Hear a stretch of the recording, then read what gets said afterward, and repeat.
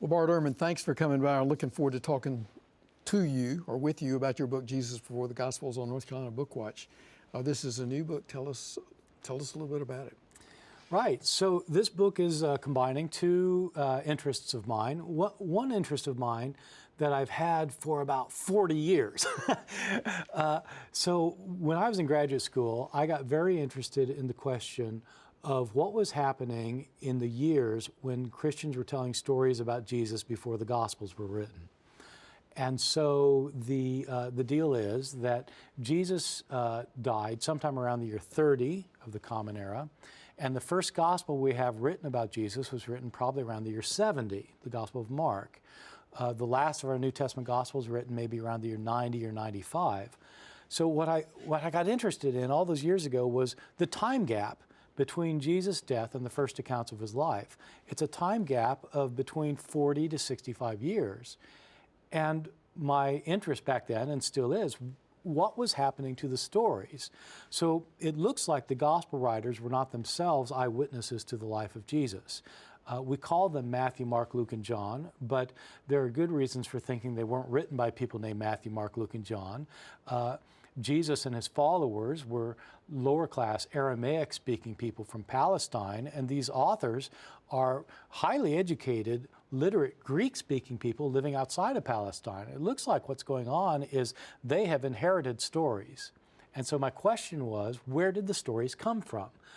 Did they interview eyewitnesses? Did they hear stories in their churches? How did it happen? So that was one area of my interest, which is combined with a second area of interest, which I picked up about 3 or 4 years ago. I got interested in the question of memory. How do we remember things?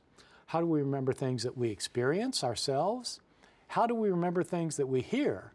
How do we remember things that somebody else tells us?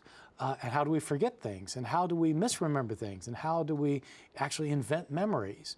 And how does all that knowledge about memory affect my first interest, the stories about Jesus in oral circulation? And so this book is combining these two interests in order to help us understand better what was going on with the oral traditions of Jesus before anybody wrote them down. Have you got some conclusions you can share with us? Yeah, so a number of things. I learned a lot reading cognitive psychology and what cognitive psychologists have told us about distorted memory. We distort our memories in our head.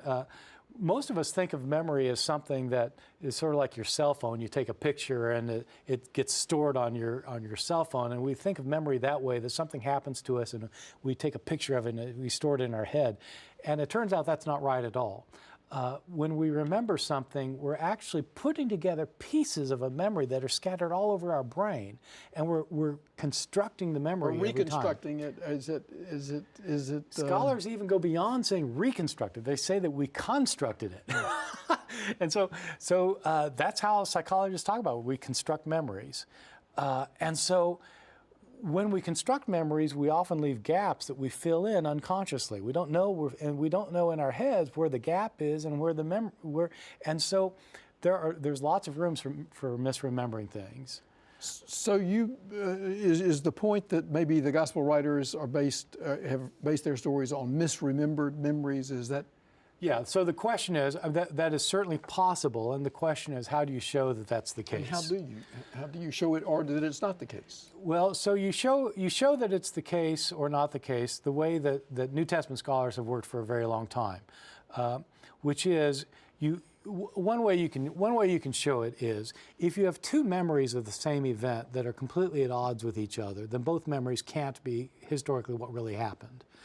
And so if you've got two stories in the Gospels, if it's the same story and they're completely at odds with each other, then one of them cannot be an accurate memory. One of them must be a distorted memory.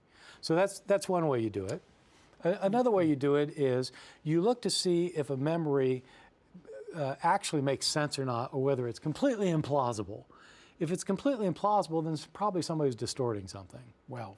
Well, you got my curiosity going crazy, and I can't wait to talk to you about it on North Carolina Bookwatch, Bart Ehrman. Thanks for this new book, Jesus Before the Gospels, and thanks for coming to visit with us today. You're welcome.